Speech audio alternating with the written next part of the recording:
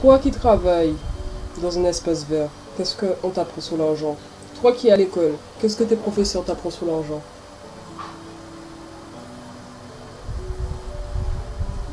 Qu'est-ce qu'on t'apprend sur l'argent? Si demain on te fout dehors, que vas-tu faire? Tu vas essayer de trouver un nouveau emploi. Ce que vous ne savez pas, je pense que vous vous rendez pas compte, mais vous enrichissez votre patronne ou votre chef d'entreprise.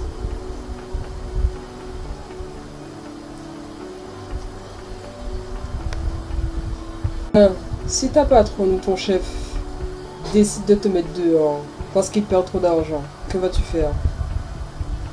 Vas-tu réfléchir à comment faire de l'argent ou vas-tu essayer d'aller chercher un autre emploi? Que vas-tu faire? Vas-tu devenir une personne qui va devenir... Vas-tu devenir un délinquant? Vas-tu trouver une solution? Vas-tu vendre de la drogue? Ou vas-tu chercher à comment faire de l'argent? Ou vas-tu réfléchir? Je m'appelle Mariana, je suis responsable d'espace médiation numérique. Alors, la médiation, c'est tout ce qui est autour du social, tout ce qui est autour de l'économie, tout ce qui est autour de la politique, peu importe. C'est ça la médiation. C'est l'actualité, voilà. C'est les connaissances de gestion de projet, c'est tout ce qui est... et surtout que le numérique, c'est tout ce qui est l'accompagnement. Donc j'accompagne les personnes qui sont en difficulté dans le numérique, qui ont du mal à utiliser leur ordinateur, le clavier, la souris, peu importe. Voilà. Et en plus d'être gamer, donc voilà, c'est un très bon point. Et il y a aussi le fait que je sois chef d'entreprise e-commerce. Voilà.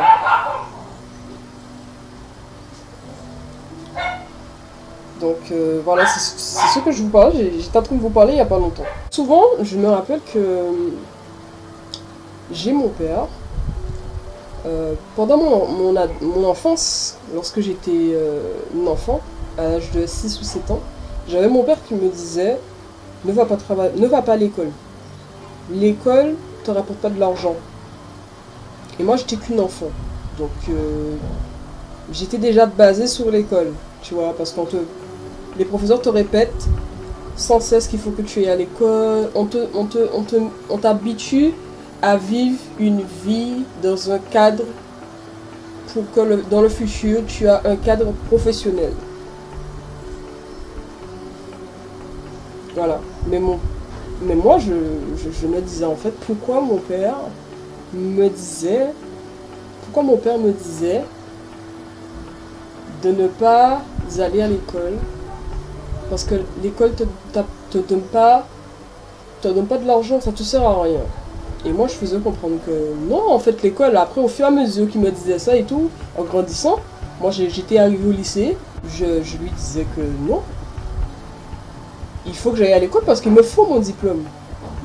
Mais en réalité, votre diplôme, c'est juste une étiquette. Ça ne justifie pas que vous allez trouver du travail. C'est juste une étiquette qu'on vous met comme ça sur le front. Voilà. Et vous ne savez même pas votre véritable valeur par rapport à votre diplôme. Parce que ton diplôme, ça te freine. Tu penses que ce diplôme te suffit. Et tu penses que ce diplôme te détermine. Alors qu'en vérité, tu ne te connais pas vraiment. Et c'est la raison pour laquelle tu dois apprendre à te connaître. Tu dois t'approfondir. Et moi, souvent, j'ai été une fille curieuse et courageuse. J'avais une voix dans ma tête qui me disait que je suis beaucoup plus forte que ça. Je suis beaucoup plus forte que ce que je crois. Il y avait une voix qui me disait ça. Il y a quelque chose qui me disait ça comme ça. Mais je ne prêtais pas suffisamment attention à cette voix-là. Tu vois, j'étais sur le système. Je ne me concentrais pas sur la voix qui me parlait. Et j'ai une question pour toi. Qu'est-ce que ton école, qu'est-ce que tes professeurs, qu'est-ce que tes chefs d'entreprise t'apprennent sur l'argent? Même les chefs d'entreprise, certains d'entre eux, ils pensent qu'ils sont riches, mais ils sont pauvres. Parce que ils vont te dire que pour devenir riche, il faut que tu crées une entreprise, mais ils ne savent pas comment créer une entreprise. Parce qu'une entreprise de base, c'est le système de l'entreprise qui va faire que l'entreprise va fonctionner et va enrichir le chef d'entreprise.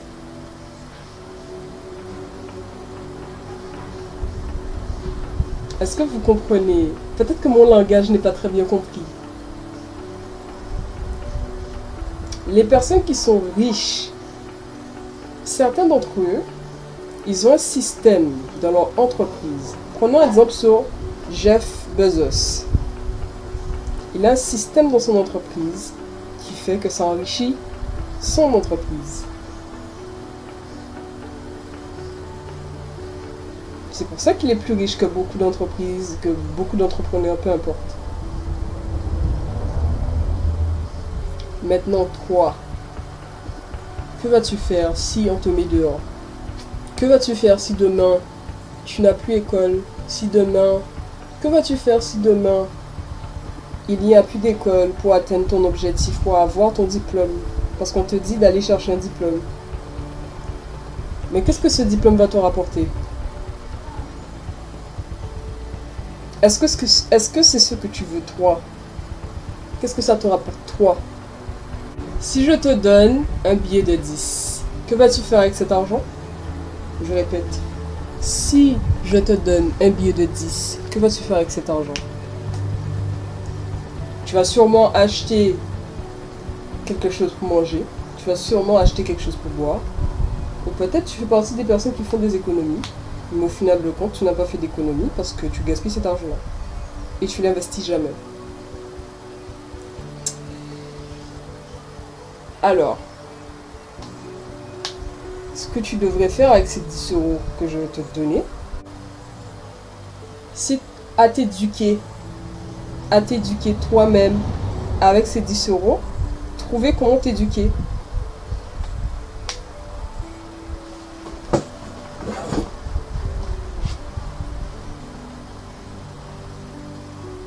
Tu as peur d'être libre parce que tu as peur du système.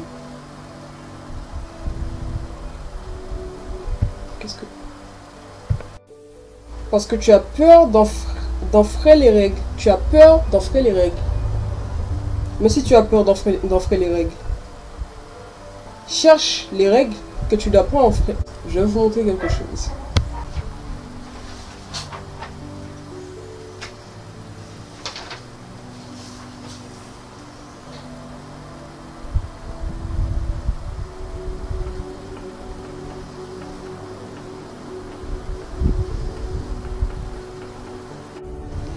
Il y a 3 types de personnes. Voilà ce que je fais. Alors voilà ce que je fais lorsque je dis je ne travaille pas pour l'argent. Voilà. Voici les revenus, voici les actifs, voici les dépenses. Alors moi je dépense mon argent pour créer des actifs. Pour que les actifs me rapportent des revenus. Et les actifs, je les crée pour acheter ce que j'ai besoin. Je n'utilise pas mon argent. J'utilise pas mon argent. Quand j'ai besoin d'acheter quelque chose, je crée un actif pour acheter ce quelque chose. Voici 3 types de personnes. Ici, il y a les employés. Ce qu'ils recherchent, c'est la sécurité. Mais ces gens-là, c'est eux qui payent une quantité des taxes. Donc, ils payent 40% des taxes. Ici, nous avons le travailleur autonomie. Il est indépendant. Il est... il est indépendant. Le travailleur autonomie indépendant. Il paye 60% des taxes. Et il a 5% d'être riche. Et le business, il a 20% de taxes qu'il paye. Et l'investisseur, c'est celui qui est financièrement intelligent et qui paye 0 impôt. Donc, voilà où je veux me positionner. Et voici la catégorie de certaines personnes qui sont employées. Ils cherchent la sécurité de l'emploi. Voilà. Et en fait, les chefs d'entreprise cherchent ces gens-là qui sont compétents pour enrichir leurs entreprises. Voilà, ils se servent de ces gens-là pour payer moins de taxes. Je vous parle de ça parce que bientôt, je vais créer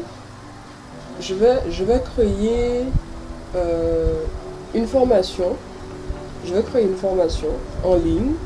Voilà. Je vais créer une formation en ligne pour pouvoir former les personnes. Mon objectif, c'est de changer la vie de 100 personnes. C'est pour qu'ils soient indépendants.